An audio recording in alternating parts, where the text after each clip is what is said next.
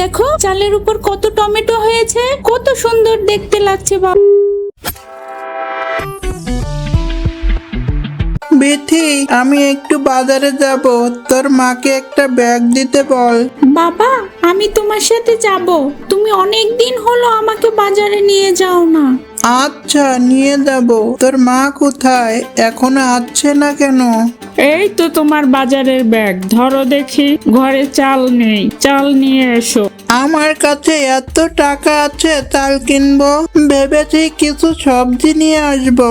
চাল কিনলে তো কোনো টাকা থাকবে না। এদিকে বিথি যাবে বলে বায়না ধরে আছে।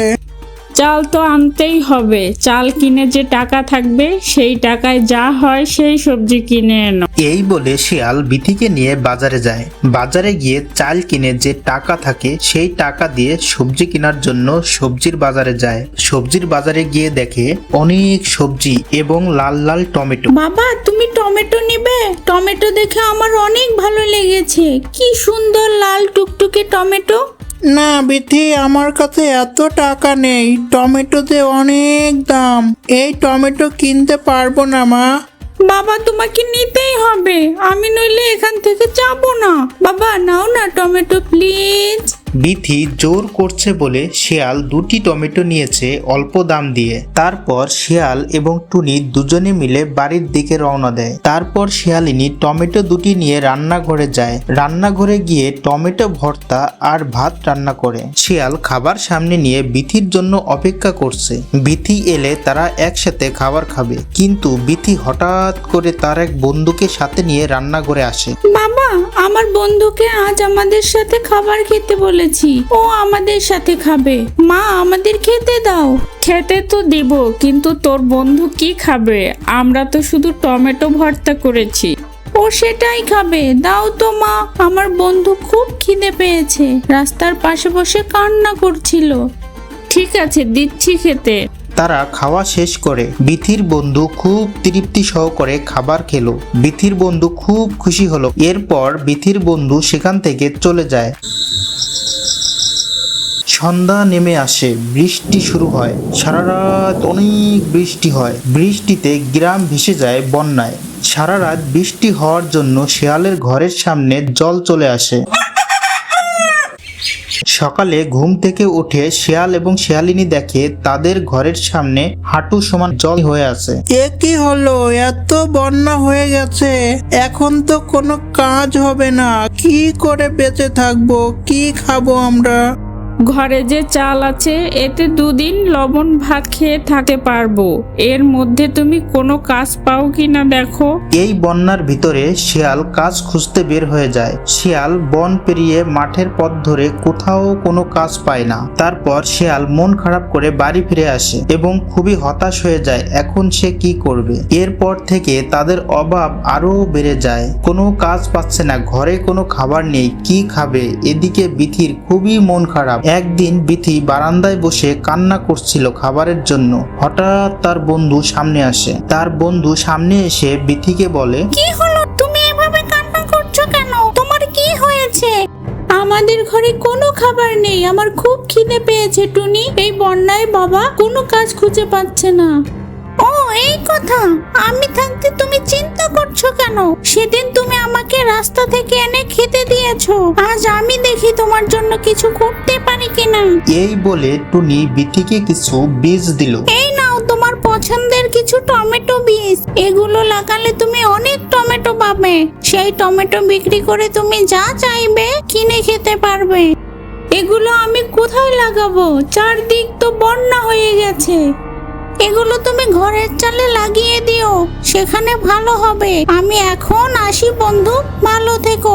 এই বলে টুনি সেখান থেকে চলে যায়। তার কিছুক্ষণ পরে শিয়াল বাড়িতে আসে। কোথাও কাজ না পেয়ে সে হতাশ হয়ে বিথির সামনে দাঁড়ায়। তারপর বিথি শিয়ালকে সেই বীজগুলো দিয়ে দিল। শিয়াল সেই বীজগুলো কি করবে বুঝতে না পেরে ঘরের চালে ছিটিয়ে দেয়, কারণ বীজগুলো লাগানোর মতো কোনো জায়গা তাদের উঠানে আর ছিল না। চারিদিকে জলে ভরা ছিল। এভাবে তাদের কয়েকদিন কাটতে থাকে।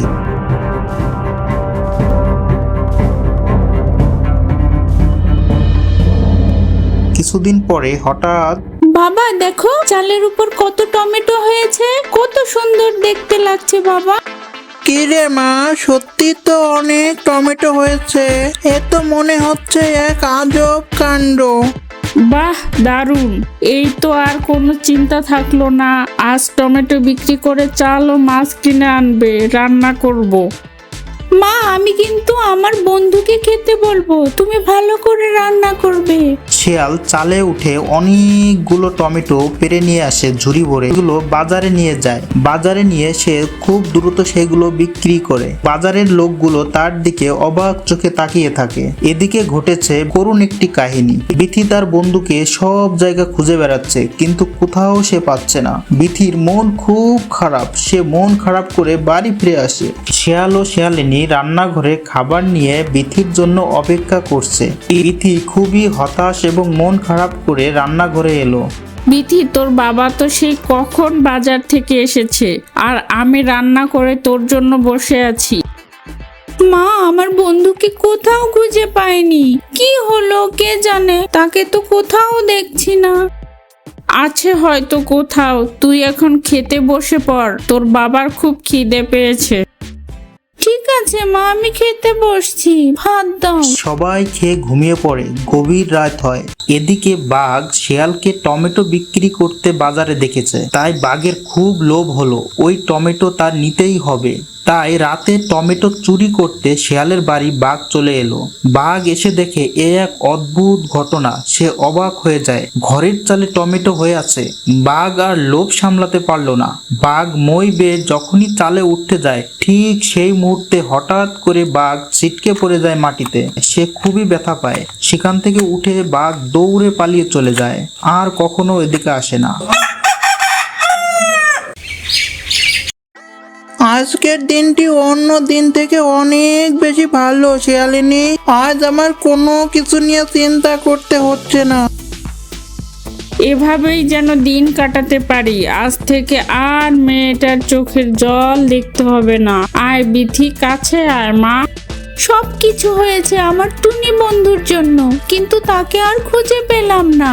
সে আমাকে এই টমেটো দিয়ে হারিয়ে গেছে। থাক মা, আর কষ্ট পাস না, আমার সাথে থাক। একদিন এই টুনিকে ঠিক পাবো। শিয়ালিনী বিথিকে বুকে টেনে নিল, আর তারা সবাই মিলে সুখে শান্তিতে দিন কাটাতে লাগলো। তাদের আর কোনো দুঃখ থাকলো না। কিন্তু বিথির একটাই দুঃখ থেকে গেল, তার টুনিকে সে কখনোই কি আর খুঁজে পাবে না। এভাবেই কি তার দিন কাটতে থাকবে? সবার জীবনেই একটা ভালো বন্ধুর প্রয়োজন, এবং সেই বন্ধুটি হতে হবে সৎ এবং পরোপকারী।